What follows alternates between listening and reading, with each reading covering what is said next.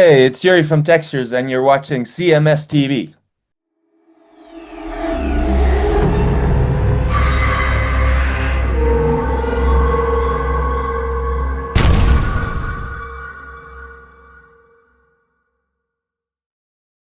It is Chris Akin Presents, and I, of course, am Chris Akin. And today on the show, a returning band of sorts. I'm not going to lie, I thought they were broken up for good because they disappeared for quite a little while. But they are back now. They have a brand new release called Genotype, which comes out on January the 23rd. The band is Textures, and here to talk about it is the keyboardist and the main man of the band, Mr. Uri Dijk. Uri, how are you, sir? I'm good, very good.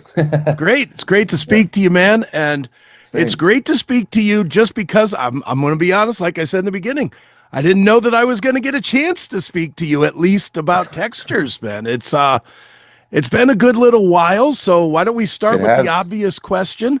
Where you been? How'd you bring it back? Where I've been, well, I never went away. We've all been in touch since we broke up. Sure. Let's say, always have been good friends and still are. It did give some time to pursue some new musical and personal adventures, which I've done. And actually, Bart, our guitarist, and Steph, our drummer, they both taught at the Metal Factory Okay. here in Holland, which is a metal music education. And they still saw each other almost every week.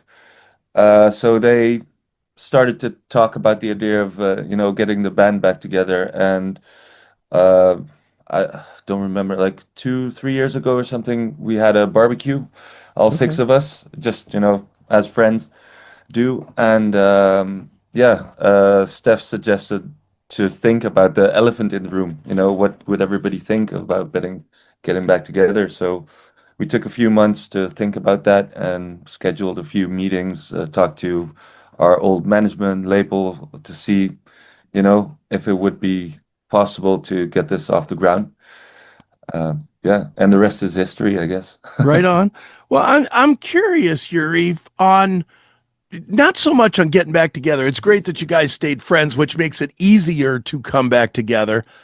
That being said, the kind of music that you guys make and the complexity of the music that you make makes it far different than a straight up rock band getting back together. You know what I mean. A 4/4 times standard rock band can get in a room after being apart 10 years, jam for a half hour and kind of get that feel back.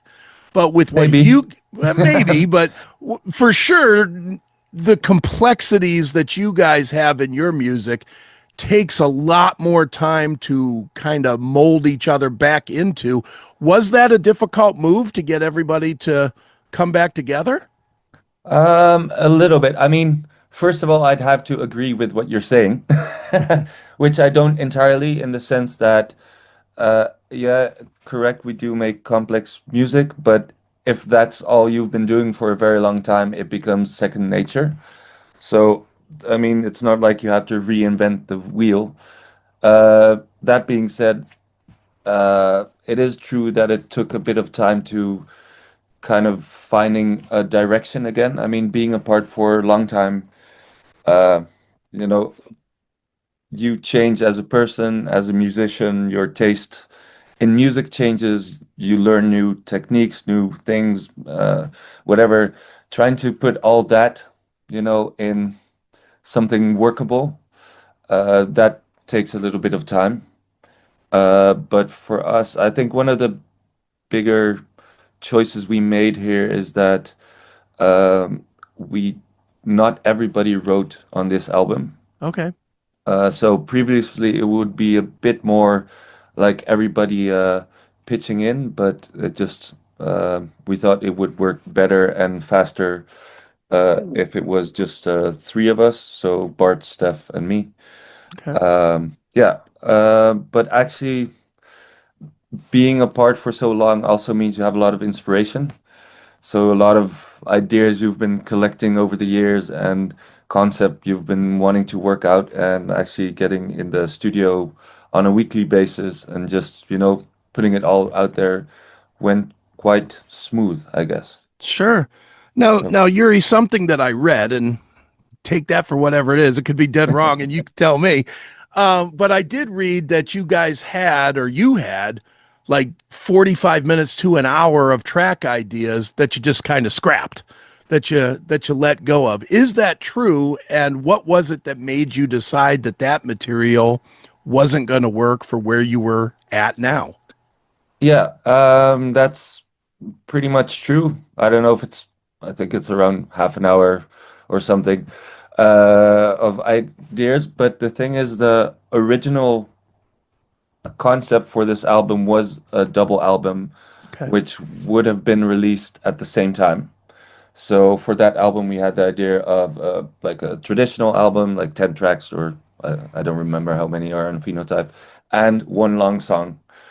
Um, but actually, when we first worked on this idea, the idea got shot down by our label, Nuclear Blast, saying this wasn't commercially feasible.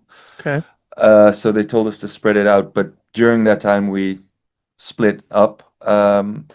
And when going back and looking at the old ideas, we noticed that we've just changed so much in our taste that uh, it would have we would have really had to force ourselves to work on something old that feels outdated.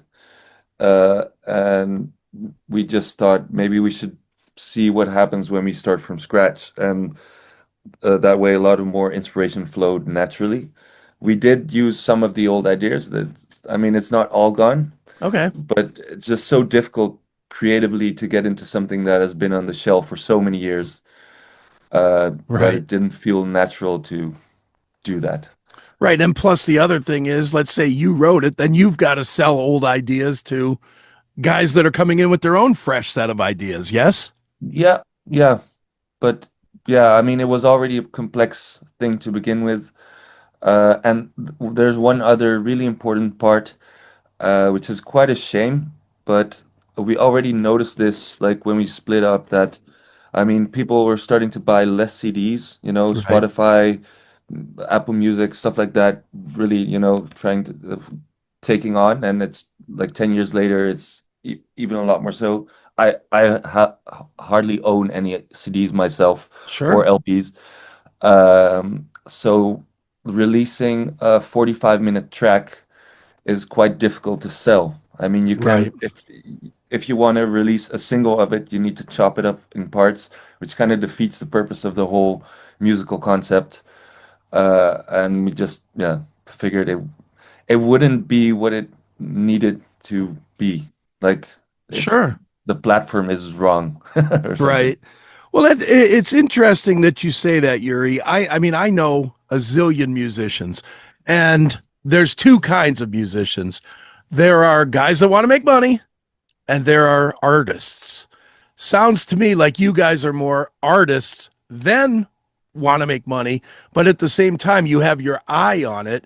Where is that line for you? Where, like, I mean, is there a place where you say, well, we just can't do this because it won't make money? Or does it go the other way where you say, I don't care if it makes money because this is what I want to say creatively? Um, that's a really cool question. I think I have to adjust or address our Dutch level of sobriety in the Okay. sense that yes, we want to be artists and we don't want to be forced to do something we don't want to, but we have a company, and I mean, we all need to pay the rent, and I mean, we want to live. I mean, I'm not rich, none of us is in the band, but we, want to have a comfortable, healthy life Sure. and a healthy company and not having to put in too much of your own money the whole time. So we would like the company to sustain itself. And in that sense, you do kind of think about how can we make enough money to keep doing what we're doing. So I think the line is there because none of us expects to become rich off of this. Right. And honestly, I've calculated this many times, but like spending all the time I spend on textures, if I just work at the grocery store or something, I would make a lot more money, you Right. know. So, and actually, I mean, in a way, I don't work at a grocery store, but in a way, a lot of the work I do, I also, set aside some funds, to fund this, but there needs to be like a healthy line there. Sure. So, yeah, we think about what would keep the company healthy and also allow us to be as expressing artistically. Right on. Hey, you, why are you watching this with commercials? Go commercial free and unlock exclusive content. Become a VIP today on Locals, Substack, or Rumble Premium. Stop waiting. Well, one thing, Yuri, listening to Genotype and knowing most of your past work, I'm not going to lie and say that I know all of it, but I was familiar with the band before, All right. and now I'm, obviously I've listened to Genotype 500 times now to get ready for talking to you. Cool. There is a definitive change lyrically. It seems like you went from being more, I guess scientific, I guess. It seemed like you wrote more science-based stuff in the past. At least on this record, this feels very personal or very internal, like feelings based instead of biologically based or science based. Is that true? And if it is true, what made you make such a drastic thematic change? Yeah, that's really cool of you to notice. I think it is true. There's a couple of factors. First of all, the f I mean, we've had two singers before this, Mm-hmm. before Daniel, and I don't know if the previous singer, Erik Kalsbeek, if he wrote all the lyrics to the songs he sang, but I know a lot of them. Obviously, him leaving, leaves a spot for somebody else to take the that pick up the space Mm-hmm. that is left lyrically. And what I know for actually for this album, Steph wrote, I don't know, like 60, 70%, and I wrote about 30%. Maybe some of the guys add a little bit, but and for the previous album, Phenotype, I actually wrote quite a bit of the lyrics. Um, I don't know. I was personally really inspired by biology, also hence the titles and the Sure. concept behind them. Um, but also in nature, phenotype is about looking, to the outside of things to observe. And in a way, that's also what was going on lyrically. And now after coming back, after so many years and, kind of growing up and actually having had a lot of stuff happen personally, it felt more natural to write about that. It kind of felt like, I mean, we never tried to be anything we're not, but I think back then we were more nerdy or something, more maybe trying to prove ourselves or just I don't know. For me, I know I was watching the Cosmos series, the original ones with Carl Sagan, and afterwards the ones with I forgot his name, but well, the uh, I don't know if you know what I'm talking about. I know of the Carl Sagan show. I don't know who Yeah. replaced him though. Yeah. Doesn't matter. But anyway, I was really inspired by that Okay. lyrically for Phenotype, and yeah, I know now. Uh, Personally, having gone through some therapy, some of the lyrics on Genotype are about that, and I know the same as for Steph, just some personal things, and it makes sense because looking at a genotype is looking inward. Sure. It's looking at the core of your genetic makeup. And I don't know, we just started writing, and this is what came out, and it was, yeah, we just had the feeling it had to come naturally and not try to force any difficult Sure. words in there. Sure. And I do not want to turn this into politics on any Oh, level at that's all, okay. but does the state of the world and the state of society today maybe give you kind of that push to say, okay, maybe now is the time to talk about internal struggles, since so many people, no matter where they live and no matter what they believe, are coming from a more internal place than maybe ever before. Well, it's a really good question. I honestly I think that especially the previous album, Phenotype, was a lot more political, Mhm. in a sense. It was criticizing a lot of, yeah, things in a political way. Sure. Um, and I don't know, I actually feel that we already talked about that, and unfortunately, a lot of the stuff we we criticize lyrically has actually become worse. Sure. Um, So it's your fault.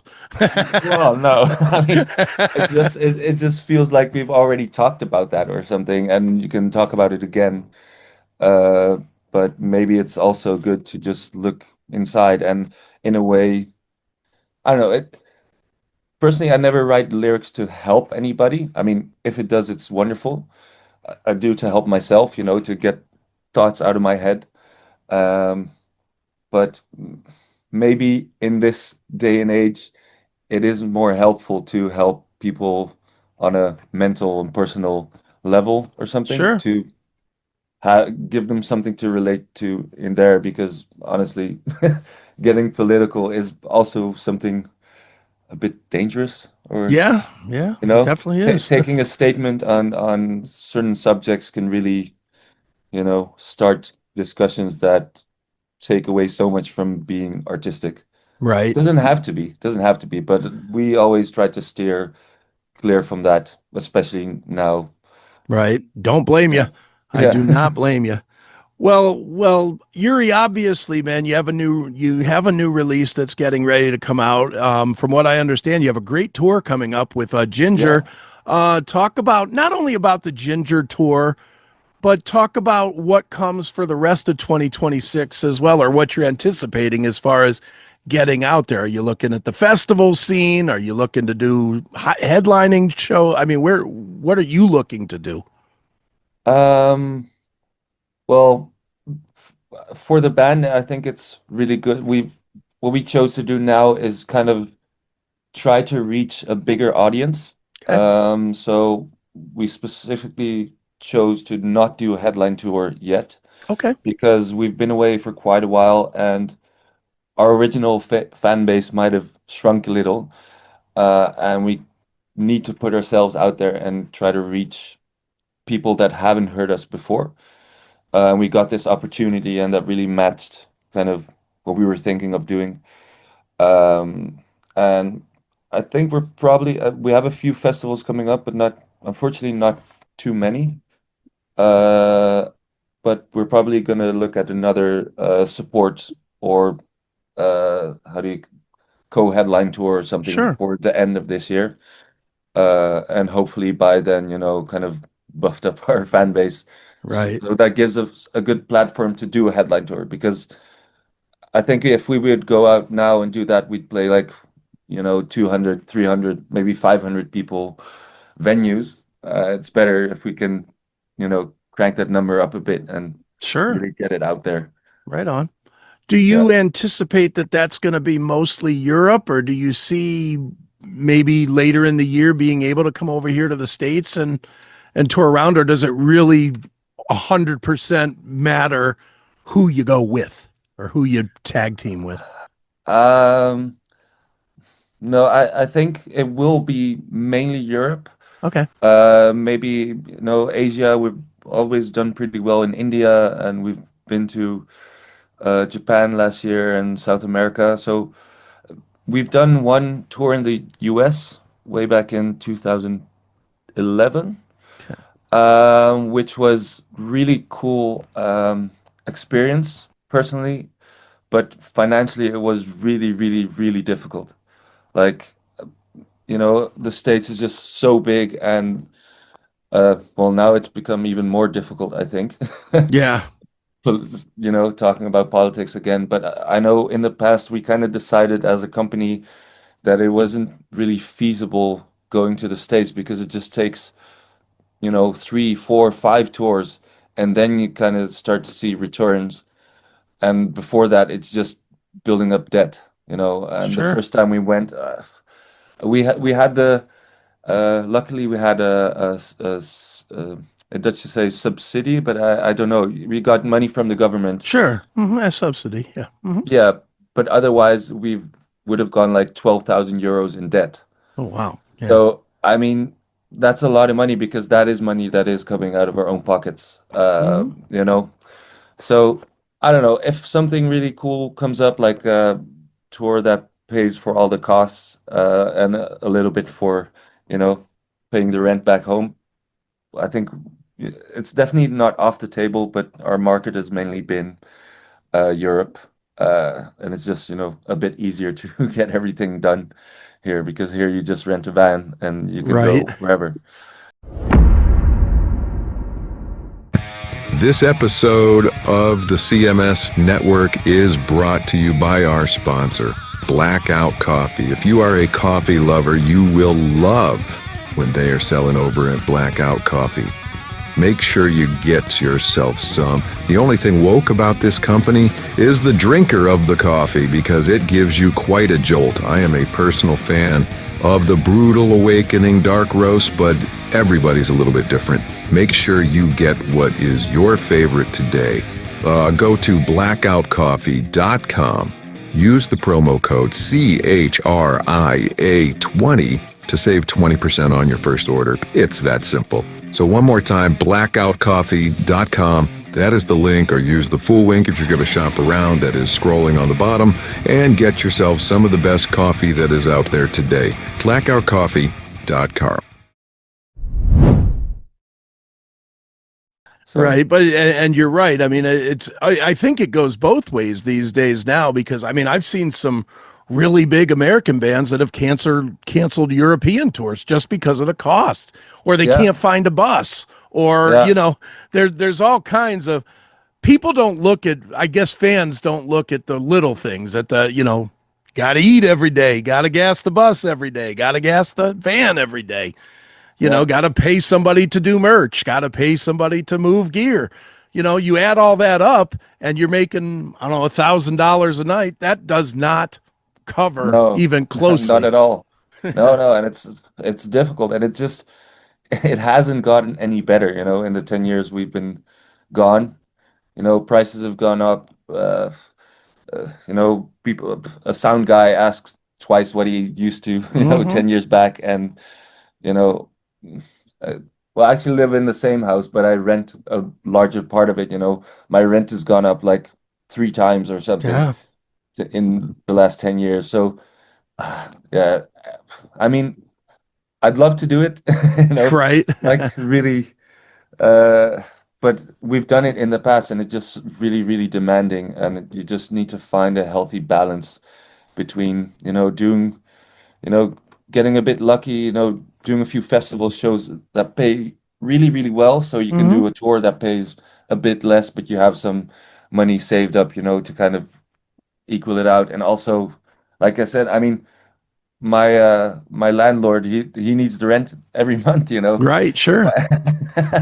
So yeah, I can tell him I'll do the tour for free, but yeah, I still need to have a house to get back to. Right. Makes a lot So, of sense, man.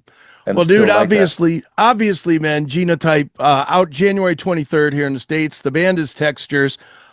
We talked at the very beginning. We'll wrap here. We I have one question for you Oh, though. please go ahead. What's your favorite track? On I love At the Edge of Winter. Love Oh, it. I cool. love Charlotte's vocal with it. I mean, she's amazing all by herself. But I Definitely. love the interplay between the vocal. And I love the depth of the sound that you guys caught. I don't know who mixed it, but they did an amazing job with the huge sound, but the clarity. It's Yeah, so unique, especially in headphones. And, awesome. I tell people this if they ask.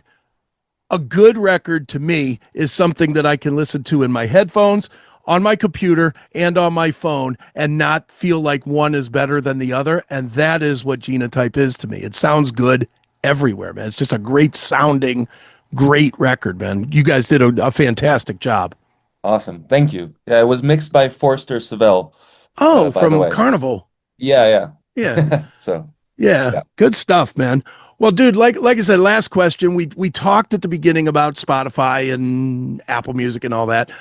Here on this show, we tell everybody if you want to listen and use it, fine, but buy something. Buy a shirt, buy a hat, buy a MP3, whatever is for sale. Where do we tell people to go to buy something from Textures? Uh, I'd say our website, which I Okay. have to look up. I think it's just texturesband.com or something. Okay. Well, yeah, texturesband.com. Okay. That's easy enough. Yeah, we have a merch store there, and Excellent. Nice. Well, one more time, the band is Textures. The new release is Genotype. It is out on January 23rd. And Uri, this has been fun. Thanks for joining me here on Chris Akin Presents. thank you so much, man. Have a great evening, morning. I don't know. Morning, evening, day, whatever. Yeah. Right on, man. All right.